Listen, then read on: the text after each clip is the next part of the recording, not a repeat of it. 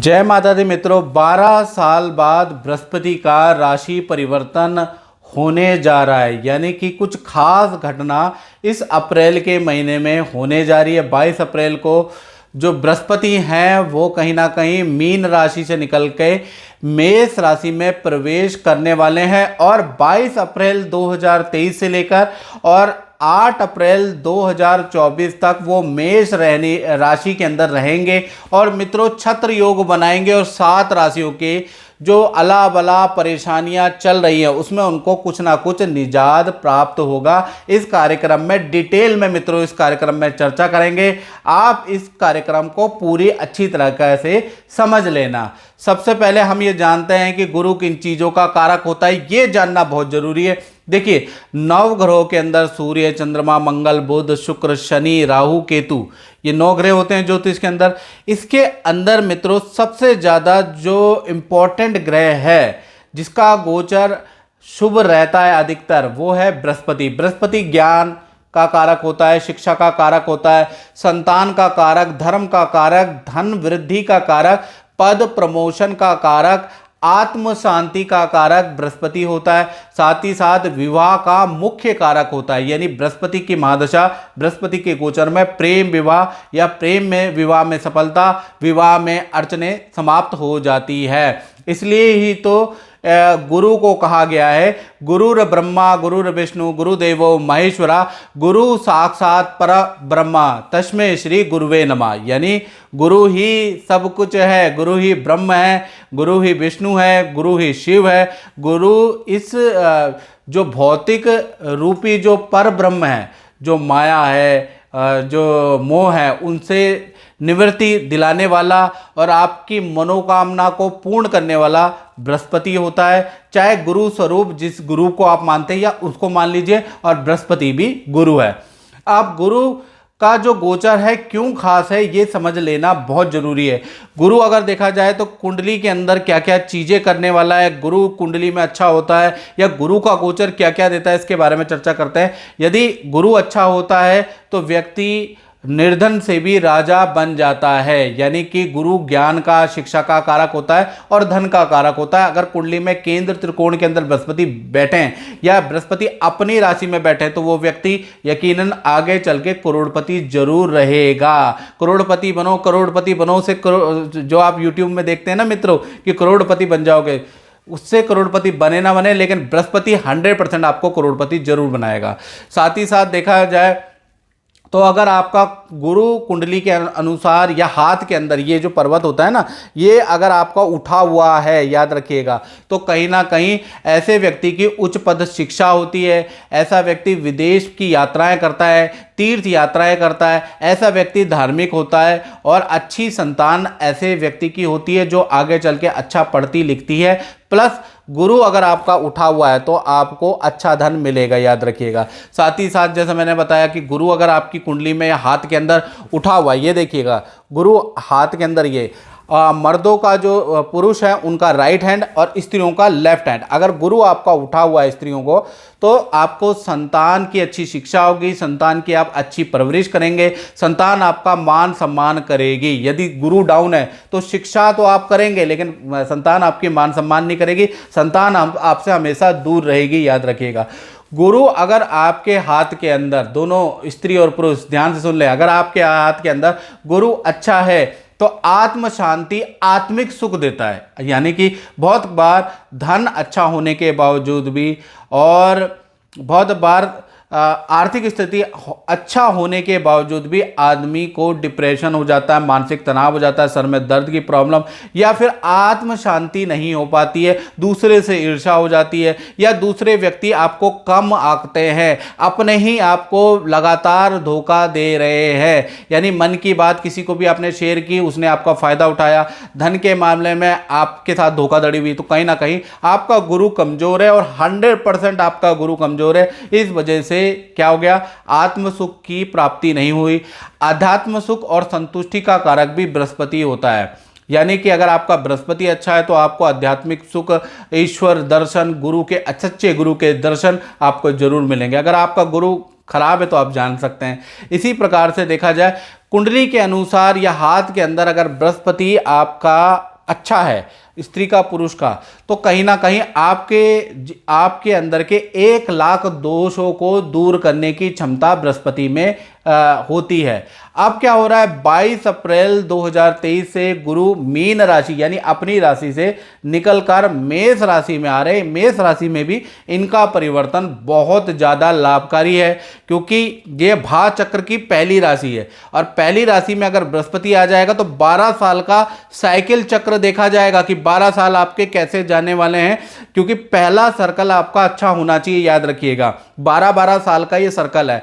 तो कहीं ना कहीं देखा जाए तो 22 अप्रैल 2023 से गुरु मेष राशि में जा रहे हैं और देखा जाए तो 30 अक्टूबर 2023 से तक क्या होगा कि गुरु मेष राशि में जाएंगे, वहां पर राहु महाराज पहले से ही विद्यमान है, तो गुरु और राहु की युति बनेगी, गुरु चंडाल दोष बनेगा और ये 30 अक्टूबर तक रहने वाली है। अब उसका क्या प्रभाव रहेगा, गुरु चंडाल जब बन जाता है तो उसका क्या प्रभाव रहेगा और राशि पर क्या प्रभाव पड़ेगा, बड़ी डिटेल में चर्चा करेंगे। कार्यक्रम पूरा देखिएगा, नहीं तो फिर इफ एंड बट और यूट्यूब चैनल आप देख लेते हैं करोड़पति अरबपति बनाने वाले, फिर आप यहां कमेंट में लिखते हैं ऐसा कुछ नहीं हुआ। मेरा कार्यक्रम शास्त्र सम्मत होगा, श्लोक के साथ में मंत्रों के साथ में आपको मैं बताऊंगा, पूरी रिसर्च लेके आऊंगा कि बृहस्पति आपको कैसा रिजल्ट देने वाला है।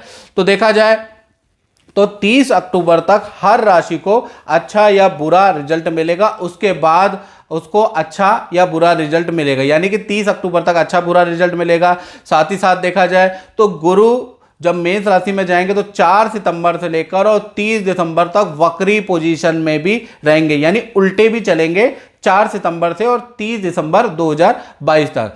अब भृगु नाड़ी ज्योतिष के अनुसार, याद रखिएगा किसका रेफरेंस दे रहा हूं, पाराशर का नहीं देख रहा, बहुत से ज्योतिषाचार कहते हैं ये लिखा नहीं है, पहले ये देख तो लो कि मैं कौन से शास्त्र की से बात कर रहा हूं।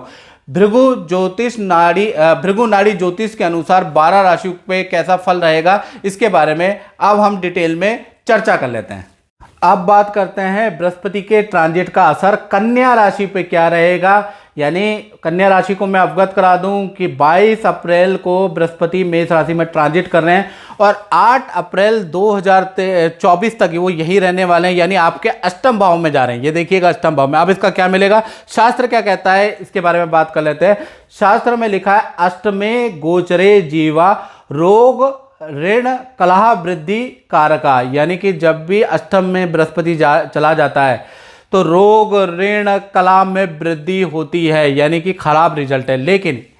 लेकिन जो शास्त्र में लिखी हुई बात है वो पूरी तरह से सत्य नहीं होगी, क्योंकि बृहस्पति के साथ में बृहस्पति जब यहाँ ट्रांजिट कर रहा है ना तो अकेला नहीं कर रहा है, इसके साथ में राहु बैठा हुआ है, इसलिए बृहस्पति कमजोर हो जाएंगे, जिस कारण से 70% कन्या राशि को शुभ फल मिलेंगे और 30% आपको अशुभ फल मिलेंगे। अगर बृहस्पति अकेला होता तो बिल्कुल जो शास्त्र में लिखी बात है वो 100% ठीक होगी। यहाँ क्लाइमैक्स यहाँ है कि बृहस्पति के साथ राहु है, बृहस्पति कमजोर हो रहे हैं।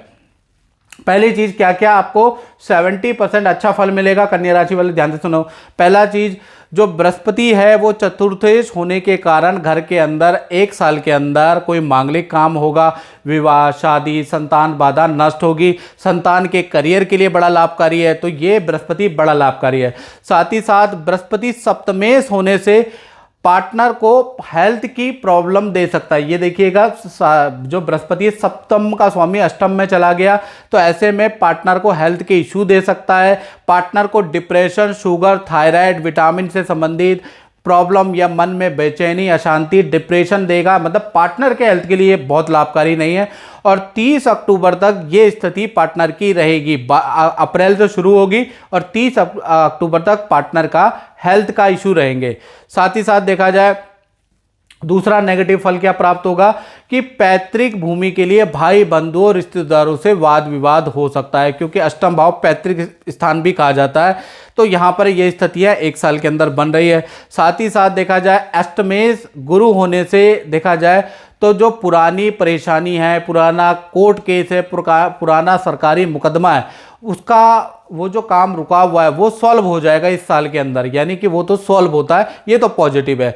साथ ही साथ देखा जाए तो सितंबर से लेकर और दिसंबर तक बृहस्पति वक्री होगा। जब सितंबर से दिसंबर के बीच में बृहस्पति जैसे ही वक्री होगा, खूब धन कन्या राशि को देगा, साथ ही साथ पद में वृद्धि कराएगा, विवाह का कारक है और आपके सबसे ज़्यादा जो रुके हुए काम है इस काल के अंदर जब वक्री होगा बृहस्पति तब आपके होंगे।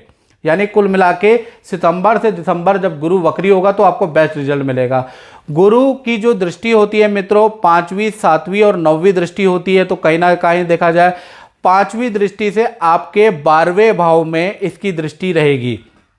यानी कि देखा जाए ये जो साल है यानी अप्रैल 2023 से लेकर 2024 तक देखा जाए आपको यात्रा कराने वाला है बृहस्पति। आप मंदिर की तीर्थ यात्रा की, नदी पहाड़ों की, हिल स्टेशन की खूब यात्रा करने वाले हैं। यानी कि यात्रा में आपका मन लगेगा, साथ ही साथ विदेशी काम में या विदेश जाने वाले काम में आपको अच्छी सफलता बृहस्पति के कारण मिलेगी। 7वीं दृष्टि देखा जाए तो आपके धन भाव में पड़ रही है, ये दृष्टि बहुत अच्छी है। यानी कि 8 अप्रैल 2024 तक कई प्रकार की आपको परेशानियां काम में रहेगी, नौकरी में रहेगी, पारिवारिक रहेगी, लेकिन उसके बावजूद भी आपको धनहानि भी थोड़ी बहुत होगी, लेकिन उसके बावजूद भी आपकी आर्थिक स्थिति कमजोर नहीं होगी क्योंकि बृहस्पति की दृष्टि आपके धन भाव में बैठी है। और बृहस्पति देखा जाए तो सितंबर से जैसी वक्री होंगे, सितंबर से लेकर और दिसंबर में जैसी वक्री होंगे, धन कमाने का कोई ना कोई जैकपॉट, कोई ना कोई ऑप्शन आपको जरूर मिलेगा जिससे कि आपकी स्थिति और अच्छी हो जाएगी। अब बृहस्पति की जो 9वीं दृष्टि है वो देखा जाए वो आपके विद्यार्थियों के लिए बहुत लाभकारी है। यानी विद्या में सफलता मिलेगी कन्या राशि वाले जितने भी विद्यार्थी हैं, यानी कि एक तो विद्या में सफलता मिलेगी, कॉम्पिटिटिव एग्जाम की जो स्टूडेंट लोग तैयारी कर रहे हैं उनके लिए लाभकारी है। साथ ही साथ कन्या राशि वाले जातक और जातिकाओं का प्रॉपर्टी खरीदने के योग भी इस साल अप्रैल से लेकर अगले साल अप्रैल तक बन रहा है। तो कुल मिला के देखा जाए तो स्थिति की अगर बात करें तो 70% अच्छी है और 30% आपके लिए खराब रहेगी। तो इस कार्यक्रम में मित्रों बस इतना ही, मुझे दीजिए इजाजत। जय माता दी।